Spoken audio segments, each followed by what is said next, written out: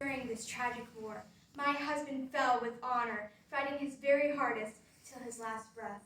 He died from the intensity from the hot, fiery, blazing sun. I not only had to take my husband's place in the fierce gun crew, but also had to work as a combat medic, dodging and avoiding the deathly arrows that sped towards me, flying and stabbing spears, slashing swords that were fatal to touch, bullets that launched from bayonets, handhelds, and blood-curdling cannons that were deafening if you got too close. Here starts my story as the feared and the fearless Molly Pitcher. I was born in the dangerous year 1754. Once I had reached the young age of 11 is when I started training for bloody battles. After a few years of my beautiful, loving parents, Maria Margaretha and John George Ludwig, non-stop training me for battles, I had come up against the British.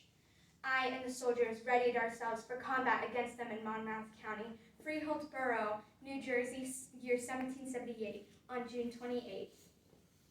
Year 1778 is also around the time I married my loyal husband, William Hayes. But enough about my husband.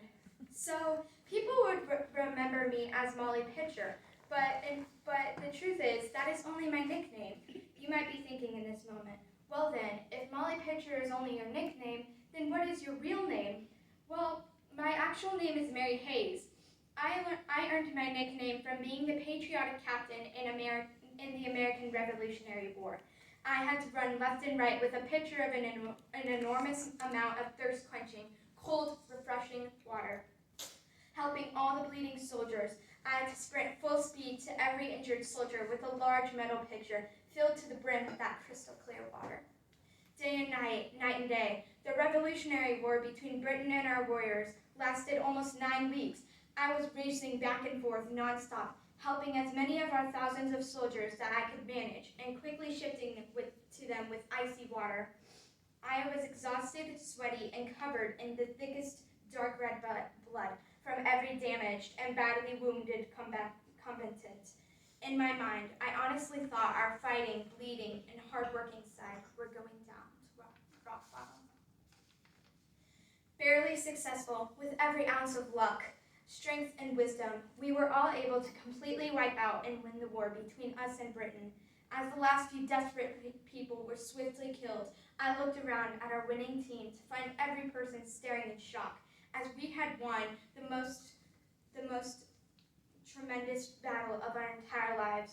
For a good few minutes, everyone just stood there, carefully observing and scanning the brown-colored field that had few tints of green in small areas, at the sliced, stabbed, and shot troopers' bloody bodies. At last, they had finally come back to reality to realize we had won. Every person still alive on our side started cheering, yelling, and celebrating our humongous victory. Well, here we are, year 1832. This is the devastating year I excruciatingly passed away. I had an amazing life besides all those parts about being in gloom, and really enjoyed my childhood, teen life, and adult life. I also appreciated my loving parents training me for battle. Without them, I would have died in an instant. I was also able to overcome the loss of my precious husband, William Hayes, who was a great man to me and very, very loyal to his gun crew and the military. Even though I was practically drowning in blood and sweat, I really did cherish running around and helping soldiers in need, even with that gigantic silver pitcher of mine. I was the very first freedom-fighting female patriot. I played a key role in our giant happy victory in the Battle of Britain in the Monmouth County, and of course, we won. Looking back now, I am realizing how much work we all did in all the battles.